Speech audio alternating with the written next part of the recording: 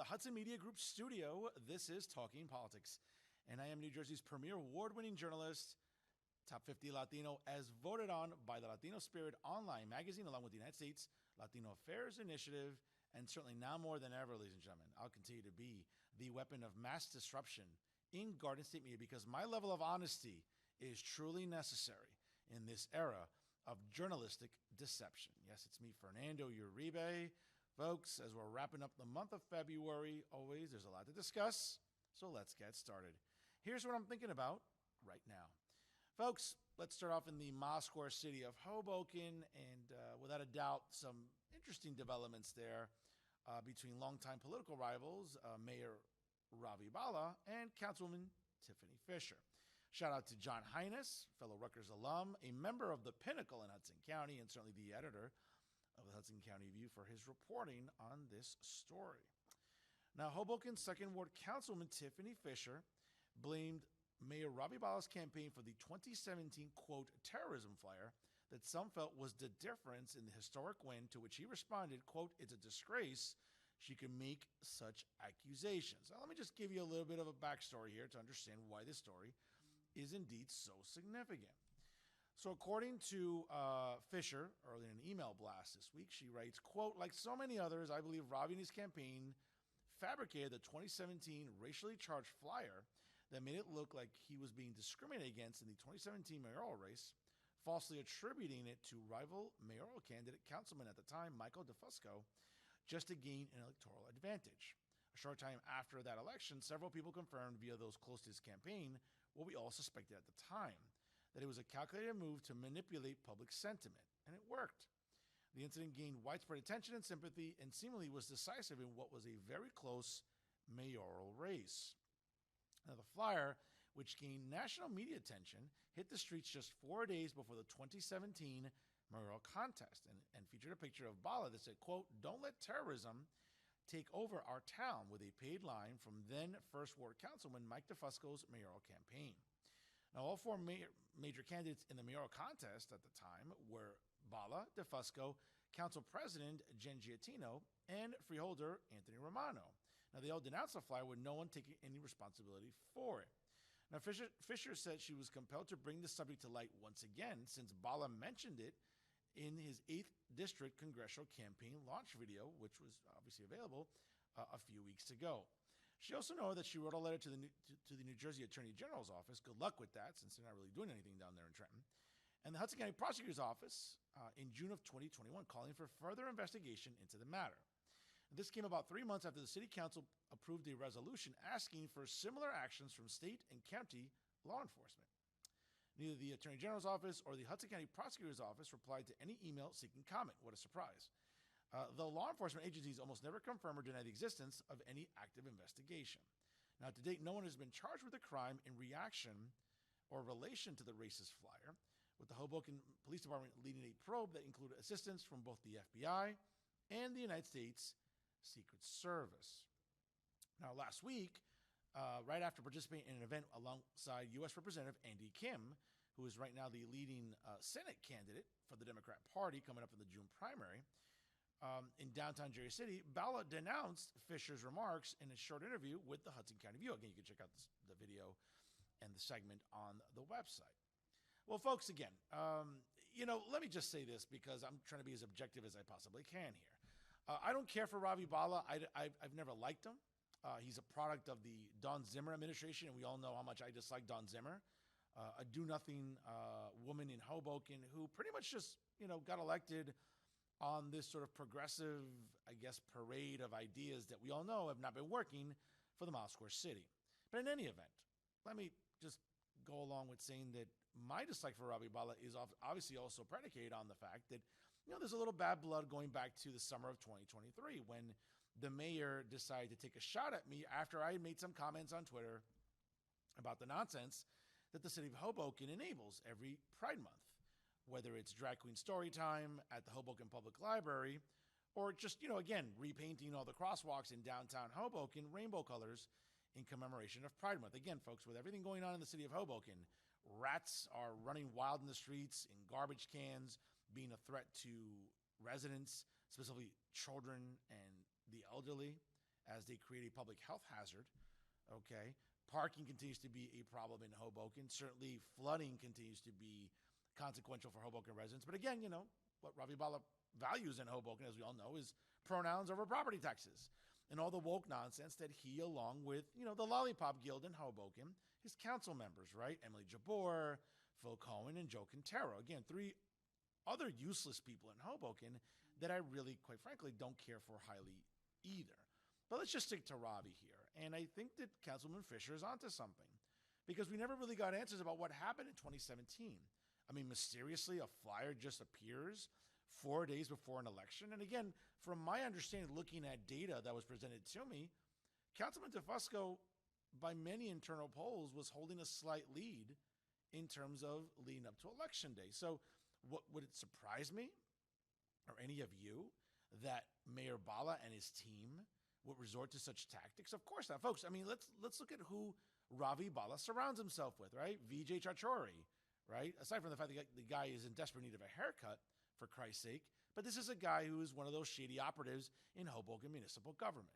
Let's look at John Allen, a guy who, let's be honest, the only reason he got elevated to an assembly seat is because of his close friendship. But and by the way, working at the same law firm as Ravi Bala, and of course being the chief of staff for the city of Hoboken. So of course, all those things, all those check marks work immensely favorable for John Allen, right? To say nothing of the fact that Ravi Bala also decided to remove a hardworking assemblywoman, a Latina, who was representing at the time when Hoboken was still in the 33rd Legislative District. Well, Ravi Bala decided to kick out Annette Shapiro. Now, I've gone after Ravi Bala repeatedly on social media for, again, removing Annette Shapiro. Now, let me just start off by saying that I love Annette Shapiro. She's a great lady. She was a great public servant working in the state assembly for as many years as she did. Okay. And were there plenty of votes that she took that I was not a fan of? Absolutely. Was I a fan of her supporting driver's licenses for illegals? Absolutely not.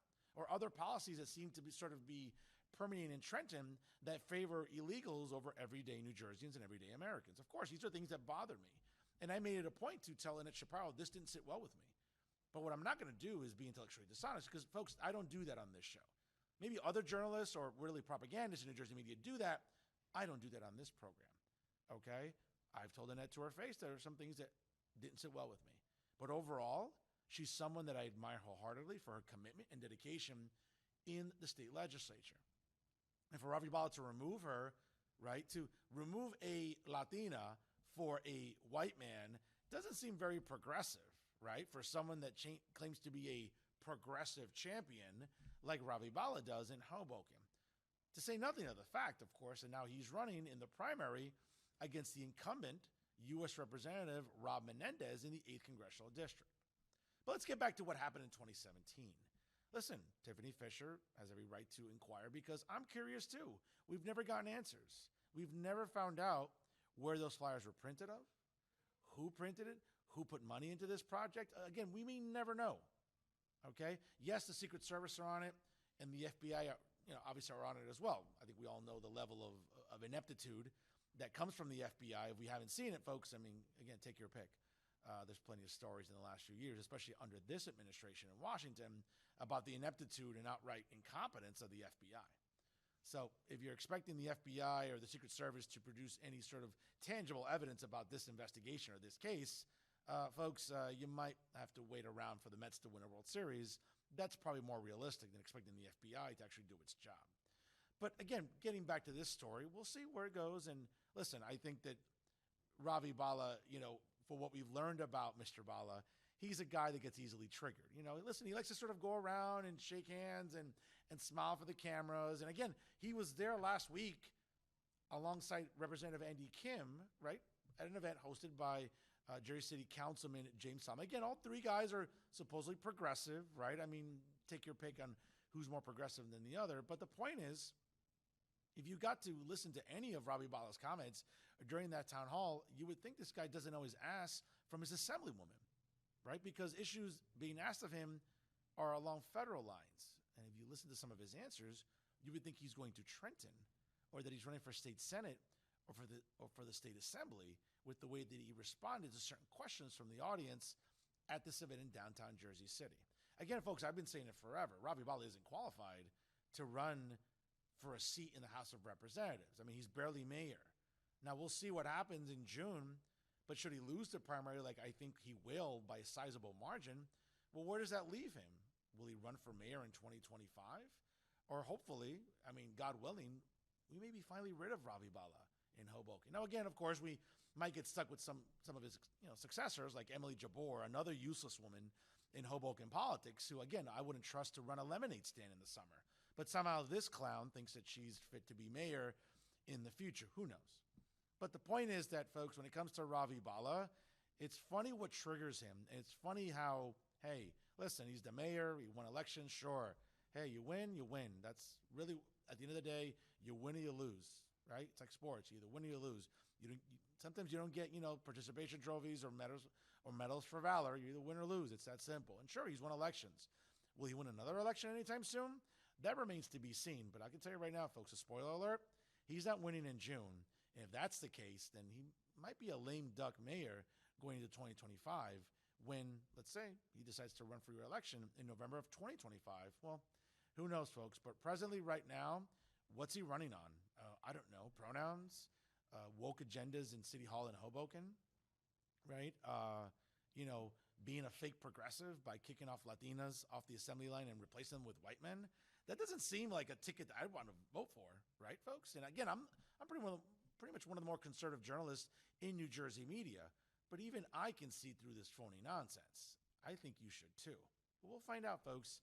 Primary day is just a few months away, and we'll certainly see what other tricks Ravi Bala has up his sleeves. But if we know U.S. Representative Rob Menendez, yep, he'll meet him halfway, and I'm pretty sure he'll defeat him pretty handily coming up on June the 4th. And that's what I'm thinking about right now. Let's stay in the Mile Square City and a much more uplifting and positive story that I'm happy to report on. And a special thank you to Matt McMahon from Tap Into in Hoboken, again, edited by my good friend Steve Lennox for his reporting on this story. Now, the Kick Kids Cancer and Celebrate Life fundraiser will be returning later next week. And the St. Baldrick's Foundation has encouraged residents to turn up for a fun-filled event with live music while considering getting their head shaved for a worthy cause in the process. Now, the fundraiser will take place on Saturday, March the 9th from 3 p.m. to 7 p.m. at the Northern Soul Kitchen, which is located in downtown on 701st Street in downtown Hoboken. Now, event coordinator Jim O'Brien went on to say, "I've got 2 healthy sons. Others aren't so lucky." Now, O'Brien will shave his head for the 13th time and invite others to register and raise money by going bald with him. Now, Hoboken barber Stephen Torres of Spesh will return this year with his squad of hair choppers as they try to break the record set last year of $22,783 raised. Now, dozens of residents have taken part over the years for this annual fundraiser to fight childhood cancer, raising money through sponsors by going bald for a noble cause. Now, the fundraising event began really following the story of a courageous 6-year-old boy named Liam who lost his battle against cancer 12 years ago. Now, O'Brien made the fundraiser an annual event after his son's friend, also named Liam, contracted cancer. The event is an offshoot of an annual St. Patrick's Day party himself and his friends that have hosted since college. Since it began, over $80,000 have been raised by the local event. Now, 18-year-old Declan Leo O'Sullivan will hop in the barber's chair next Saturday to kick things off for his 17th consecutive year of getting his head shaved. Now, O'Brien's college buddy, George Brewer, a former U.S. Marine, has gone 1 year without a haircut and will fly in from the great state of Texas to be among those who will hop into the barber's chair to get shaved once again. Now, live music will be provided by local talents, including Dallas Connor, Melanie Murray, Adameus, the Rambunctious Boys, and Dr. Mr. Genius. There will be food and drinks available with specials and fun activities for kids of all ages. Now, there is no fee to attend, but donations will be accepted. Supporters will also make donations online, and that's the possibility of it, and send them to, quote, Brave the Shave in solidarity with kids. Now, again, the National St. Baldrick's Foundation was established in 1999 and has raised more than $200 million to fight the scourge of kids' cancer, not just throughout New Jersey, but throughout the United States. Now, interested attendees, volunteers, anyone looking to shave their heads, or even donors themselves are invited to go to www.stbaldricks.org/events/Hoboken 2024, or you can contact Jim O'Brien, the event coordinator, at JOBINHK@AOL.com. Folks, a great event. And for those of us that, have had to deal with family members, neighbors, colleagues, whoever, have had children that have had to live through cancer, it's tragic, it's debilitating, it's downright horrifying. But if we can all do our part and maybe make a difference, hopefully we can end childhood cancer once and for all. So once again, folks, I cannot say it enough. Mark it on your calendars. Coming up on, and once again, I'll tell you, Saturday, March the 9th, from 3 p.m. to 7 p.m. at Northern Soul Kitchen in downtown Hoboken, located at 700 First Street. Folks, if you have nothing to do on a Saturday, hey, you know what? You may be going out. The weather's getting a little bit warmer. Hey, you want to donate your hair? Do so for such a worthy cause. Let's move downtown into Jersey City, and a special thank you to Mark Kusow from the Jersey Journal for his reporting on this story. Now, former Governor Jim McGreevey, who is now a 2025 mayoral candidate in Jersey City, is calling for the city to dump the Pompidou project, citing it as a, quote, unnecessary cost. I couldn't agree with the governor more. Now, according to Mark Kusow, the article is actually pretty clever. He starts off with Pompidou with a question mark, more like Pompadon't. Actually, pretty clever, man. Good stuff. Now, that's what former Governor Jim McGreevey has declared in calling for the termination of plans to bring the world-renowned Parisian Museum to Jersey City, calling it, quote, an unnecessary cost to the city. Now, McGreevey, who is seeking to become the next Jersey City mayor in 2025, said that the city has, quote, greater and more pressing concerns. He's right about that. Than creating the museum, such as stabilizing property taxes and rent, which is true, expansion of recreational facilities, and fixing the city's schools. I couldn't agree with the governor more on this.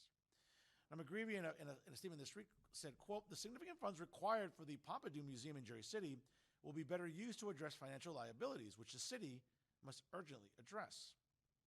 Now, the Center of Pompidou is an iconic French modern art museum, and it's planning to open its first North American satellite location in Jersey City's historic Pathside building in Journal Square. The news of which was announced with great fanfare by, at the time, Mayor Stephen Fulop and French officials back in 2021. Now, the project is seen as a vital element in the city's mission to reinvent Journal Square as a prime destination for entertainment and a major developmental boom in the neighborhood. But the museum's opening has been delayed to late 2026 or early 2027 after initially being slated to open this year. Now, McGreevey focused much of his scrutiny over the money being spent to fund the project, including the $58 million in state aid it has received and the $30 million that will be used to renovate the building itself. Now, when asked what he would do if the project begins construction before he becomes mayor, McGreevey said, quote, he would assess the long-term financial liability, the incurrence of costs, and the legal and financial obligations that would exist at that time, as well as requesting city and state audits to examine the project itself. Considering the progress thus far, it would still be financially responsible to cancel the actual project, which I agree with Governor McGreevey on. Now, Hudson County Board of Commissioner member Bill O'Day, who's also running for mayor in Jersey City next year, said that while he wouldn't go as far as canceling the project, he did say that it shouldn't move forward until there's assurances that the project will not require additional subsidies from the city to engage in operation. O'Day also said, quote, before the project starts its full construction, we need to know that its operational costs will be paid off, at least for out of source, not the city operating budget, or that the taxpayers of Jersey City have to bear the cost as well. Now, Mayor Fulop and his spokeswoman did not respond to a request for comment on McGreevey's stance on the Pompidou, but Jersey City Council President Joyce Waterman, also a mayoral candidate, did not respond. A spokesman for Governor Phil Murphy also declined to respond to the issue as well. I mean, he's too busy trying to get his wife coronated in the Senate primaries. So, I mean, of course, the emperor's got more important things to talk about than the Pompidou in Jersey City. But again, let me not digress and let me get serious for a moment here. Governor McGreevey's right. Now, and I understand while the museum will be a great cultural boom for the area, folks, we're pricing residents out of the Journal Square area to begin with. Have you seen the buildings going up by the pass station? Have you seen development in and around Journal Square? I don't know about you folks, but it's pricing lifelong Jersey residents immensely. It's pricing them out of the neighborhood itself. Again, there was a time when, people were living, let's say, in downtown Brooklyn, right, or downtown Manhattan, and once it got too expensive, well, they moved to downtown Jersey City. Well, as we all know, that's changing dramatically. People are either moving on into Greenville, which I don't know why, it's a dump, but again, you build homes and rental properties there, someone's going to rent it, unfortunately, right? But People are also moving into the Heights. You keep moving north, Weehawken, Union City, even as far up as North Bergen, or even into southern Bergen County and parts like Edgewater. Well, folks, again, you know what? With everything going on right now, with property taxes, again, going up, if you've been reading on various news sites throughout the state, New Jersey will be seeing a spike in property taxes, again, as it will continue to be the highest anywhere in the country at approximately an average of $9,800. So when we're talking about rent going up, property taxes going up, food is still expensive, gas is still expensive, inflation is still a problem, interest rates are still a problem. Folks, you see anybody buying homes right now in New Jersey? Of course not. Interest rates are still as high as they've ever been. Thanks, Joe. That's really great of you. As you're more concerned about having lesbians in every cabinet position or making sure that there are trans people, in the White House in major cabinet positions, yes, regular everyday Americans are struggling with everyday issues. But again, that's sort of the level of tone deafness we can expect out of Washington. But folks, that's also sort of the level of tone deafness we've been seeing out of Trenton. And I think at the local level, again, no shot at Stephen Fulop here, but folks, there are priorities in Jersey City that I think that take precedent. How to provide for seniors, how to improve not the failing schools in Jersey City, but the old schools in Jersey City. Listen, I grew up in northern Hudson County. We've had the good fortune of State Senator Brian Stack, who's been able to get millions of dollars from Trenton into his district and those school districts to build new buildings, to build new schools, to build new facilities. We're not seeing that in Jersey City. We're not seeing new schools being built in Jersey City. That is what the focus has to be on. And I would argue, again, if you're going to run for mayor, that should be in the crosshairs for whoever the eventual mayor is going to be. So again, I applaud Governor Jim McGreevey for taking a stance here. The Pompidou is a nice little thing to have, but quite frankly, folks, Jersey City residents can't afford it. Listen, I have a PlayStation. Should I buy an Xbox because I love video games? Yeah, maybe. Should I? Not particularly. I take considerable pride in managing my money pretty well.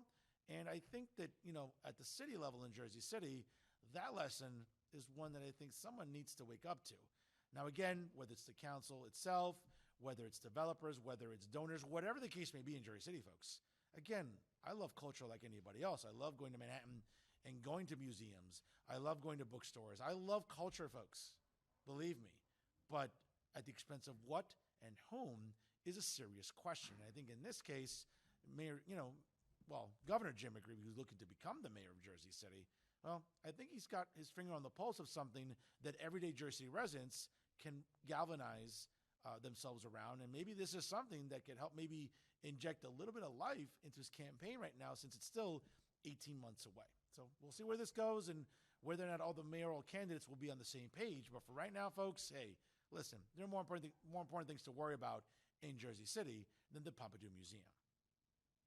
Let's stay in Jersey City, and once again, thank you to Mark Kusow from the Jersey Journal for his reporting on this story. And as the state advances the Liberty State Park redesign, Hall of Fame basketball coach and the president of the People's Park Foundation, Bob Hurley, is rallying supporters in fight for a sports mecca plan. Now, deriding Liberty State Park as little more than a parking lot and a ferry ride to the Statue of Liberty, Hall of Fame basketball coach Bob Hurley pitched his sports and entertainment mecca vision for the state park to a small group of supporters last week. Now, the public meeting was hosted by the People's Park Foundation, of which Hurley is indeed the president, and it was held less than 2 weeks before the next Liberty State Park Design Task Force meeting, which is scheduled for March the 2nd. Now, the park, quote, "The park for the 4 million people that come here should be more than just a parking lot and a ferry ride to the Statue of Liberty." Hurley obviously in several jabs at the park and the current plans by the State Department of Environmental Protection to add some 60 acres of active recreation. Now, the Hudson River Waterfront Park, he says, should have a 5,000-seat football stadium, a 250,000 square feet community center, and a 7,000-seat amphitheater.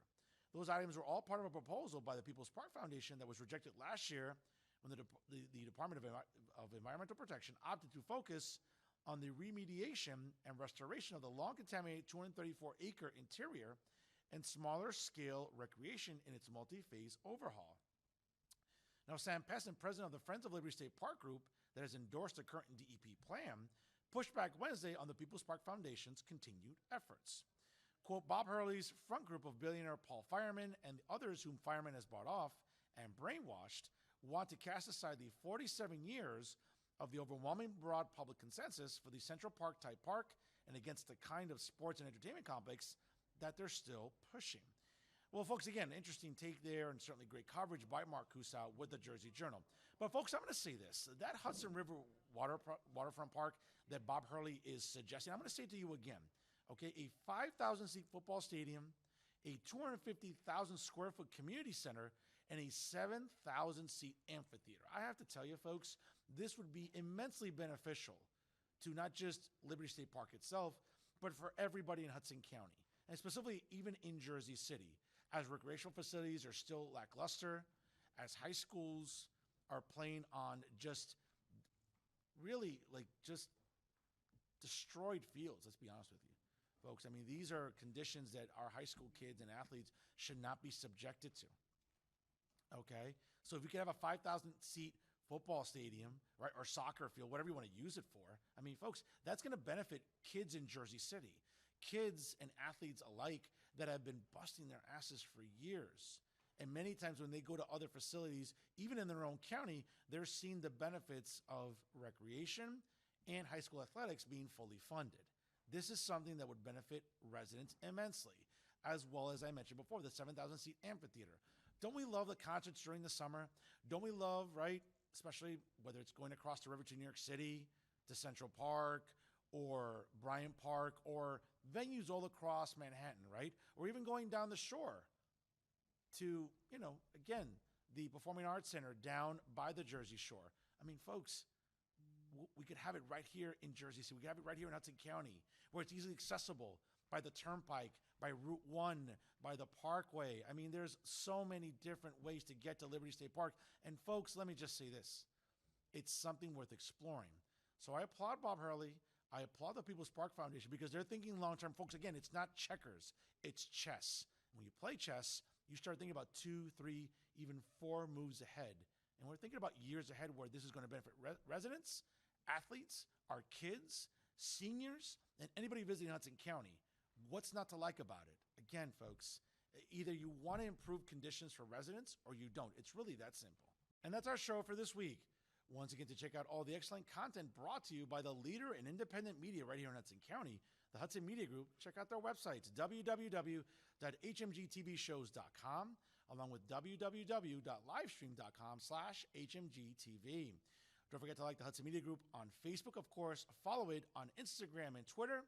For all of you that subscribe to wonderful YouTube content, go to the Hudson Media Group page on YouTube, subscribe to it, and you'll be automatically notified of all the excellent content brought to you by the Hudson Media Group every single week. Shows that include Hudson County View Live, hosted by John Highness, Stick at Night, hosted by Hudson County Commissioner Anthony Romano, the great men and women working for the Township of North Bergen, obviously, with programming that comes from that municipality, and of course, yours truly here, talking politics with Fernando Uribe.